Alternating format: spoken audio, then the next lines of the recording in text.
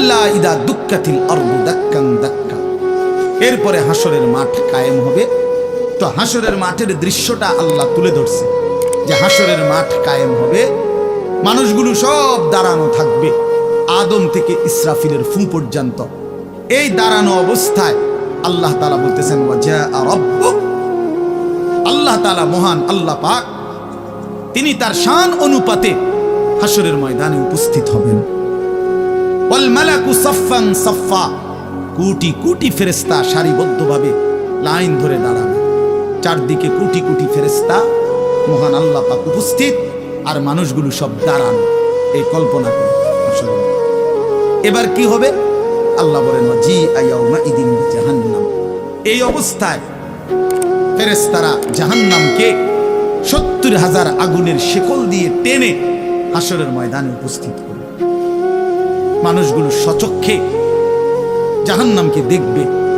জাহান্নাম একটা বিকট তারা আগুনের গর্জন, তীব্র আগুনের যখন একটা গর্জন উঠবে, আল্লাহর কসম নবী বলছে পুরা হাসরবাসী তখন চিৎকার দিয়া বলবে ইয়া রব্বি নাফসি নাফসি, আয় মাওলা আমাকে বাঁচান আমাকে বাঁচান। এই প্রথম হাসরবাসী কথা বলবে। তাফসিরে আছে, হাদিসে, মানে প্রথম চুপচাপ দাঁড়ায় থাকবে, কিন্তু জাহান্নামকে যখন দেখবে, জাহান্নামের চিৎকার যখন শুনবে, তখন পুরা হাসরের ময়দানে চিৎকার উঠবে ইয়া রব্বি নাফসি নাফসি, আল্লাহ আমাকে বাঁচান। নবী সাল্লাল্লাহু আলাইহি ওয়াসাল্লাম বলেন আল্লাহ তাআলা ফেরেশতারা যেন দেখাই দিবে ইব্রাহিম আলাইহিস সালামকে, ওই যে আপনার ছেলে ইসমাঈল, তার ব্যাপারে কিছু বলবেন। ইব্রাহিম আলাইহিস সালাম বলবেন ইয়া রব্বি নাফসি নাফসি, এই মাওলা আমাকে বাঁচান আমাকে। ওর বিষয়টাও দেখো।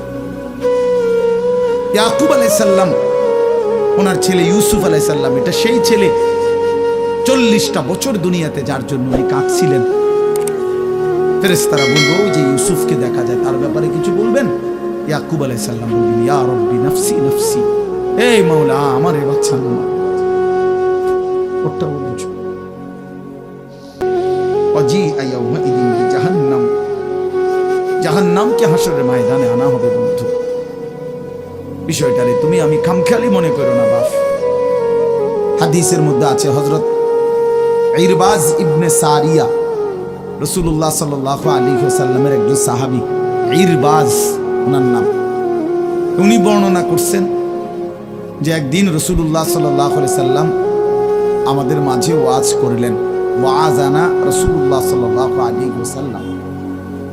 দুই একজন স্বেচ্ছাসেবক ভাই কাজ করে খেদমত করো, যে বলো যে বসতে। তো আল্লাহ রাসূল সাল্লাল্লাহু আলাইহি সাল্লাম তিনি বলেন যে আমাদেরকে ওয়াজ করলেন। এই ওয়াজ, এই শব্দটা কোরআনের শব্দ, রাসূলুল্লাহ সাল্লাল্লাহু আলাইহি সাল্লামের জন্য ব্যবহৃত শব্দ। ওয়াজ ওয়াজ এটাই সুন্দর। প্রোগ্রাম, এই আজকেও একজন আমারে একটু হুজুর এখন কোথায় প্রোগ্রাম? না কোথাও না। হয়তো আপনি এখন কোথাও কোরআনে ওয়াজ যাবেন না? হ্যাঁ যাবো, ওয়াজে তো আছে আব্দুল্লাহপুর দেবিন্দা। মানে আমার তো এখন এটা ওয়াজ মাহফিল, প্রোগ্রাম। প্রোগ্রাম কি? প্রোগ্রাম আর ওয়াজ সমর্থবোধক শব্দ নয়। ওয়াজের ইংরেজি না প্রোগ্রাম, ওয়াজ ওয়াজ এটাই। তার মানে প্রোগ্রাম তো যে কোনো অনুষ্ঠানকে বলে, খানা দানা যে কোনো আড্ডা, এটাও তো একটা প্রোগ্রাম। কিন্তু রাসূলুল্লাহ সাল্লাল্লাহু আলাইহি সাল্লামের সাহাবীরা ব্যবহার করছেন যে নবীজি আমাদের মাঝে ওয়াজ করল। আপনার কাছে এটা পুরান পুরান মনে হইল, এটা হাদিসের শব্দ। ইয়াইযুকুম লাআল্লাকুম তাযাক্কারুন, এই যে কোরআন শরীফ আছে, আল্লাহ বলেন আমি ওয়াজ করতেছি তোমাদেরকে যেন তোমরা আমি আল্লাহর ওয়াজ থেকে উপদেশ গ্রহণ করতে পারো। ইয়াইযুকুম, যে কোনো আলেমকে জিজ্ঞাসা করে, ইন্নাল্লাহা ইয়া'মুরু বিল আদলি ওয়াল ইহসান ওয়া ইতা'i যিল কুরবা ওয়া ইয়ানহা আনিল ফাহশা'i ওয়াল মুনকারি ওয়াল বাগি ইয়াইযুকুম লাআল্লাকুম তাযাক্কারুন। এজন্য ওয়াজ এই শব্দটা কোরআনের শব্দ, এটা রাসূলুল্লাহ সাল্লাল্লাহু আলাইহি সাল্লামের শব্দ। তাহলে এর চাইতে দামি হয়ে গেল প্রোগ্রাম? কথা বলেন। যাই হোক, তো বলতেছিলাম আল্লাহ নবী সাল্লাল্লাহু আলাইহি ওয়াসাল্লাম তিনি বললেন, ওয়াজ করলেন, সাহাবী বলতেছেন। তো এতে আমাদের অবস্থা কি হলো, শ্রোতাদের হালাত কি হলো? নবী সাল্লাল্লাহু আলাইহি সাল্লামের সাহাবী বলেন, শ্রোতাদের অবস্থা হলো দুইটা, জারাফাত মিনহাল উয়ুন ওয়া ওয়াজিলাত মিনহাল কুলুব।